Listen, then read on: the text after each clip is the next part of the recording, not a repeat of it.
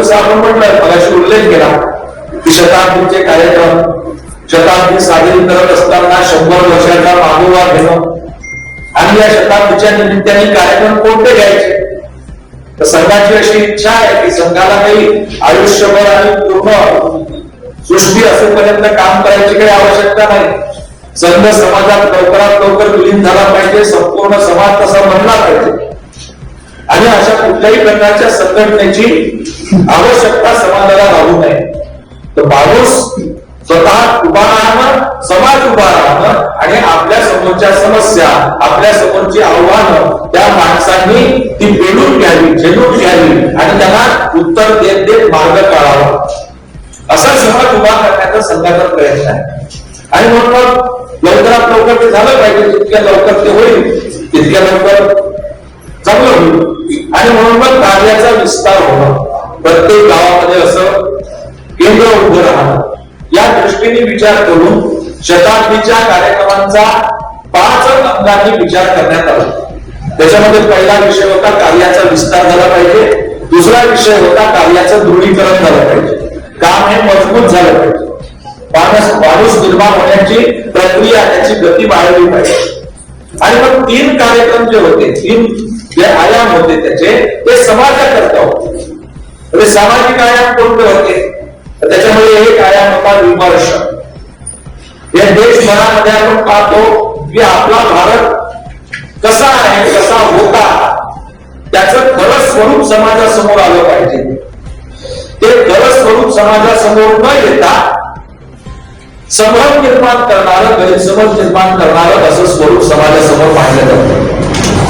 Narrative इंग्रजीमध्ये त्याला म्हणतो, विमर्श मराठीमध्ये म्हणतो.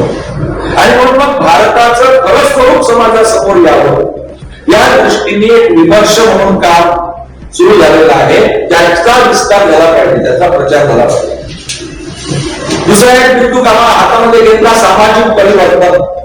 म्हणून सामाजिक परिवर्तनामध्ये पंच परिवर्तन ज्याला आपण म्हणतो, ते पंच परिवर्तनाचे बिंदू कुटुंब प्रबोधन आहे, समरसता आहे, पर्यावरण आहे, स्वचा बोध आहे आणि नागरिक कर्तव्य, ते समाजामध्ये रुजणं, पोहोचणं, या दृष्टीने म्हणून पंच परिवर्तन, सामाजिक परिवर्तन. आणि 5वा बिंदू आहे सर्जन शक्तीचं जागरण, सर्जन शक्तीची सहभागिता. हे केवळ संघाचे करेल का? केवळ संघाचे स्वयंसेवकच हे करतील का? तर संघाचे स्वयंसेवकच हे करतील असं नाही. संघाचे स्वयंसेवक संपूर्ण समाजाला सोबत घेऊन, समाजामध्ये असे पुष्कळ लोक आहेत ते कामं करणारे, देशाच्या निर्माणाची कामं करणारे, मनुष्य घडणीची कामं करणारे, ग्राम विकासाचे कामं करणारे, पर्यावरणाचे कामं करणारे, असे पुष्कळ लोक आहेत. संस्थागत काम करतात, व्यक्तिगत काम करतात, याला म्हणतो आम्ही सर्जन शक्ती. मग या सर्जन शक्तीला सोबत घेऊन समाजाच्या त्या चांगल्या भव्य दिव्य आणि समृद्ध स्वावलंबी समाजाच्या निर्मितीचे जे स्वप्न आम्ही पाहिलेलं आहे ते पूर्ण करायचं, सर्वांनी मिळून पूर्ण करायचं. अशा प्रकारचा प्रयत्न गेल्या 5-7 वर्षापासून संघाने चालवलेला आहे. आणि म्हणून या 5 आयामांच्या द्वारे त्या माध्यमातून 7 कार्यक्रमांची निश्चिती ही यामध्ये करण्यात आली. आणि मग ते 7 कार्यक्रम कोणते? तर 3 कार्यक्रम त्याच्यातले विजयादशमीचा उत्सव, त्याच्याची शताब्दीच्या कार्यक्रमाची सुरुवात झाली, उद्घाटन झालं, तो विजयादशमीचा कार्यक्रम आहे. आणि मग दुसरा कार्यक्रम संघटनेच्या दृष्टीने महत्वाचा म्हणून युवा कार्यक्रम, युवा संवाद. इतिहास स्थानावर 2502 शाखा या आपल्या सध्या सुरू आहेत. या स्थानांचा आपण विचार केला तर मागच्या वर्षीच्या तुलनेमध्ये 358 स्थानं वाढलेली आहेत.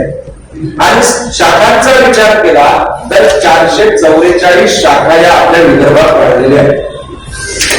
साप्ताहिक मिलन 372 आहेत, संघ मंडळी 290 आहेत. विजयादशमीचे उत्सव आपल्या विदर्भ प्रांतामध्ये जेव्हा आपण पाहतो तेव्हा मंडळ स्तरावर विजयादशमीचे उत्सव आणि नगर स्तरावर असे 1339 उत्सव